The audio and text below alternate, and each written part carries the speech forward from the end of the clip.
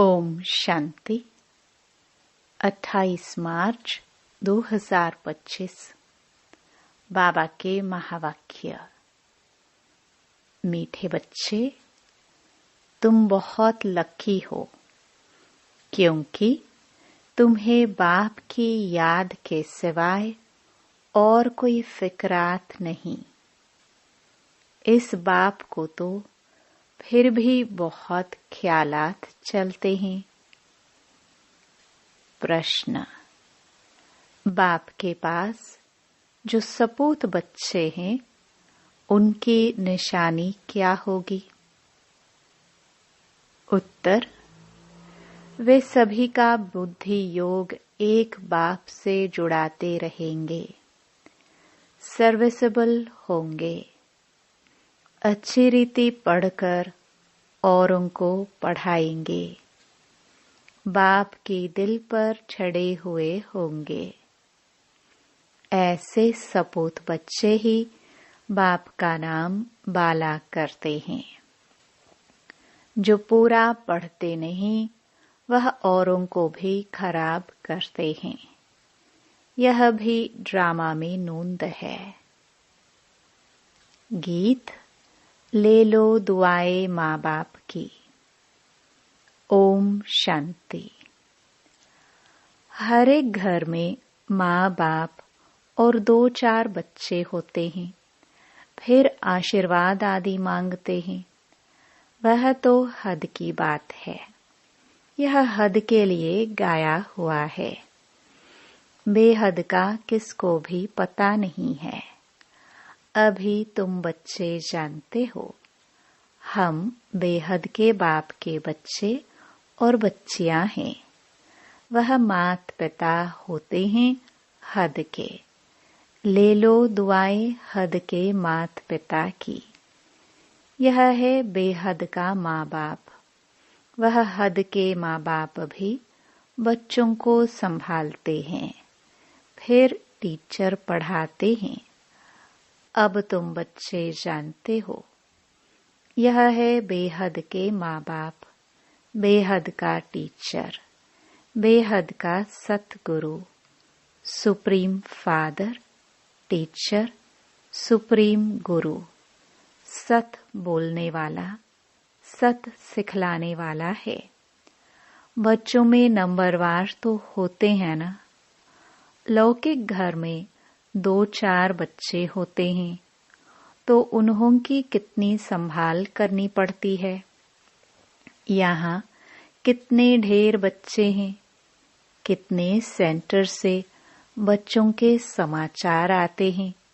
यह बच्चा ऐसा है, यह शैतानी करता है, यह तंग करता है, विघ्न डालता है। फुरना तो इस बाप को रहेगा ना। प्रजापिता तो यह है ना। कितने ढेर बच्चों का ख्याल रहता है। तब बाबा कहते हैं, तुम बच्चे अच्छी रीति बाप की याद में रह सकते हो। इनको तो हजारों फुरने हैं। एक फुरना तो है ही, हजारों फुरने ख्यालात दूसरे रहते हैं। कितने ढेर बच्चों को संभालना पड़ता है। माया भी बड़ी दुश्मन है ना। अच्छी रीति कोई कोई की खाल उतार देती है। कोई को नाक से, कोई को छोटी से पकड़ लेती है। इतने सबका विचार तो करना पड़ता है, फिर भी बेहद बाप की याद में रहना पड़े। तुम हो बेहद के बाप के बच्चे। जानते हो, हम बाप की श्रीमत पर चल क्यों न बाप से पूरा वर्षा ले लेवे। सब तो एक रस चल ना सके, क्योंकि यह राजाई स्थापन हो रही है और कोई की बुद्धि में आ ना सके। यह है बहुत ऊंच पढ़ाई। बादशाही मिल गई, फिर पता नहीं पड़ता है कि यह राजाई कैसे स्थापन हुई। यह राजाई का स्थापन होना बड़ा वंडरफुल है। अभी तुम अनुभवी हो। पहले इनको भी पता थोड़े ही था कि हम क्या थे, फिर कैसे 84 जन्म लिए हैं। अभी समझ में आया है। तुम भी कहते हो बाबा आप वही हो। यह बड़ी समझने की बात है। इस समय ही बाप आकर सब बातें समझाते हैं।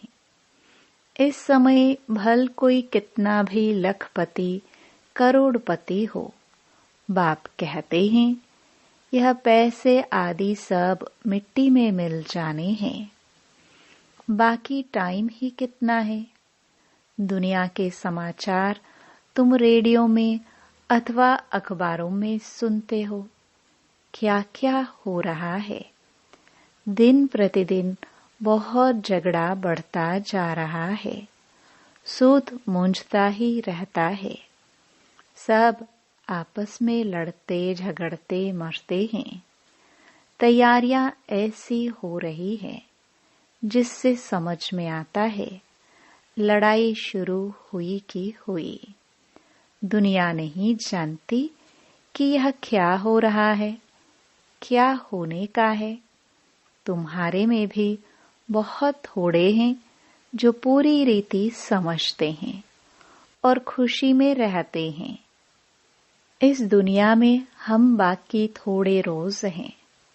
अभी हमको कर्मातीत अवस्था में जाना है। हर एक को अपने लिए पुरुषार्थ करना है। तुम तो पुरुषार्थ करते हो अपने लिए। जितना जो करेंगे उतना फल पाएंगे।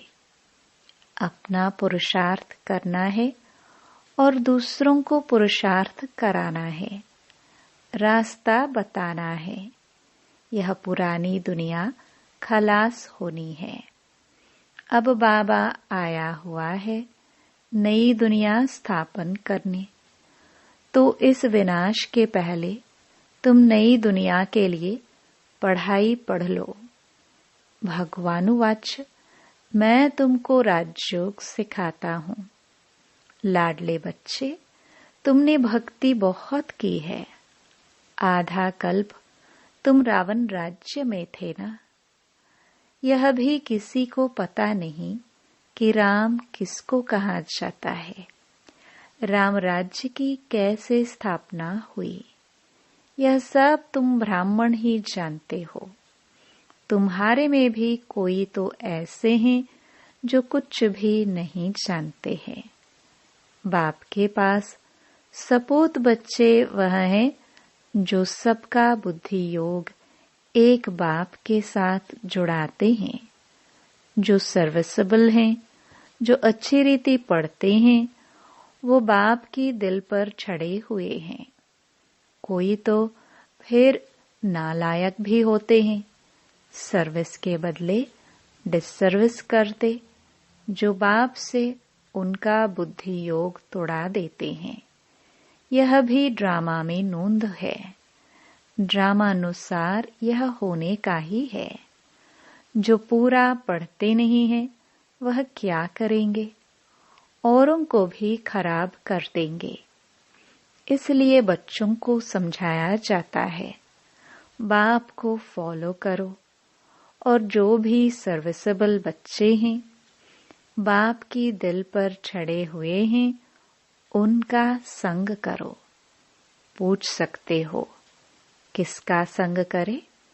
बाबा झट बता देंगे इनका संग बड़ा अच्छा है। बहुत हैं जो संग ही ऐसा करते हैं जिनका रंग भी उल्टा चढ़ जाता है। गाया भी जाता है संग तारे कुसंग बोरे। कुसंग लगा तो एकदम खत्म कर देंगे। घर में भी दास दासियां चाहिए। प्रजा के भी नौकर चाकर सब चाहिए ना। यह सारी राजधानी स्थापन हो रही है। इसमें बड़ी विशाल बुद्धि चाहिए। इसलिए बेहद का बाप मिला है तो श्रीमत ले उस पर चलो, नहीं तो मुफ्त पद भ्रष्ट हो जाएंगे। यह पढ़ाई है, इसमें अभी फेल हुए तो जन्म जन्मांतर कल्प कल्पांतर फेल होते रहेंगे। अच्छी रीति पढ़ेंगे तो कल्प कल्पांतर अच्छी रीति पढ़ते रहेंगे। समझा जाता है, यह पूरा पढ़ते नहीं है तो क्या पद मिलेगा। खुद भी समझते हैं हम सर्विस तो कुछ करते नहीं हैं, हमसे तो होशियार बहुत हैं। होशियार को ही भाषण के लिए बुलाते हैं, तो जरूर जो होशियार हैं ऊंच पद भी वह पाएंगे। हम इतनी सर्विस नहीं करते हैं तो ऊंच पद पा नहीं सकेंगे। टीचर तो स्टूडेंट को भी समझ सकते हैं ना। रोज पढ़ाते हैं, रजिस्टर उनके पास रहता है। पढ़ाई का और चलन का भी रजिस्टर रहता है। यहाँ भी ऐसे हैं। इसमें फिर मुख्य है योग की बात। योग अच्छा है तो चलन भी अच्छी रहेगी। पढ़ाई में फिर कहाँ अहंकार आ जाता है। इसमें सारी गुप्त मेहनत करनी है, याद की। इसलिए ही बहुतों की रिपोर्ट आती है कि बाबा हम योग में नहीं रह सकते। बाबा ने समझाया है योग अक्षर निकाल दो। बाप जिससे वर्षा मिलता है उनको तुम याद नहीं कर सकते हो। वंडर है। बाप कहते हैं, हे आत्माएं, तुम मुझ बाप को याद नहीं करते हो। मैं तुमको रास्ता बताने आया हूँ। तुम मुझे याद करो तो इस योग अग्नि से पाप दग्ध हो जाएंगे। भक्ति मार्ग में मनुष्य कितना धक्का खाने जाते हैं। कुंभ के मेले में कितना ठंडे पानी में जाकर स्नान करते हैं, कितनी तकलीफ सहन करते हैं। यहाँ तो कोई तकलीफ नहीं। जो फर्स्ट क्लास बच्चे हैं वह एक माशूक के सच्चे सच्चे आशिक बन याद करते रहेंगे। घूमने फिरने जाते हैं तो एकांत में बगीचे में बैठकर याद करेंगे। झरमुई झगमुई आदि वार्तालाप में रहने से वायुमंडल खराब होता है। इसलिए जितना टाइम मिले बाप को याद करने की प्रैक्टिस करो। फर्स्ट क्लास सच्चे माशूक के आशिक बनो। बाप कहते हैं देहदारियों का फोटो नहीं रखो, सिर्फ एक शिव बाबा का फोटो रखो जिसको याद करना है। अगर समझो सृष्टि चक्र को भी याद करते रहे तो त्रिमूर्ति और गोले का चित्र फर्स्ट क्लास है। इसमें सारा ज्ञान है। स्वदर्शन चक्रधारी तुम्हारा नाम अर्थ सहित है। नया कोई भी नाम सुने तो समझ न सके। यह तुम बच्चे ही समझते हो। तुम्हारे में भी कोई अच्छी रीति याद करते हैं। बहुत हैं जो याद करते ही नहीं, अपना खाना ही खराब कर देते हैं। पढ़ाई तो बड़ी सहज है। बाप कहते हैं साइलेंस से तुमको साइंस पर विजय पानी है। साइलेंस और साइंस राशि एक ही है। मिलिट्री में भी 3 मिनट साइलेंस कराते हैं। मनुष्य भी चाहते हैं हमको शांति मिले। अभी तुम जानते हो शांति का स्थान तो है ही ब्रह्मांड। जिस ब्रह्म महातत्व में हम आत्मा इतनी छोटी बिंदी रहती है, वह सब आत्माओं का झाड़ तो वंडरफुल होगा ना। मनुष्य कहते भी हैं, प्रकृति के बीच चमकता है अजब सितारा। बहुत छोटा सोने का तिलक बनाए यहाँ लगाते हैं। आत्मा भी बिंदी है, बाप भी उनके बाजू में आकर बैठता है। साधु संत आदि कोई भी अपनी आत्मा को जानते नहीं। जबकि आत्मा को ही नहीं जानते तो परमात्मा को कैसे जान सकते? सिर्फ तुम ब्राह्मण ही आत्मा और परमात्मा को जानते हो, कोई भी धर्म वाला जान नहीं सकता। अभी तुम ही जानते हो कैसे इतनी छोटी सी आत्मा सारा पाठ बजाती है। सत्संग तो बहुत करते हैं, समझते कुछ भी नहीं। इसने भी बहुत गुरु किए। अब बाप कहते हैं, यह सब हैं भक्ति मार्ग के गुरु। ज्ञान मार्ग का गुरु है ही एक। डबल सिरताज राजाओं के आगे सिंगल ताज वाले राजाए माथा झुकाते हैं, नमन करते हैं, क्योंकि वह पवित्र हैं। उन पवित्र राजाओं के ही मंदिर बने हुए हैं। पतित जाकर उन्हों के आगे माथा टेकते हैं, परंतु उनको कोई यह पता थोड़े ही है कि यह कौन है, हम माथा क्यों टेकते हैं। सोमनाथ का मंदिर बनाया, अब पूजा तो करते हैं, परंतु बिंदी की पूजा कैसे करें? बिंदी का मंदिर कैसे बनेगा? यह है बड़ी गुह्य बातें। गीता आदि में थोड़ी यह बातें हैं।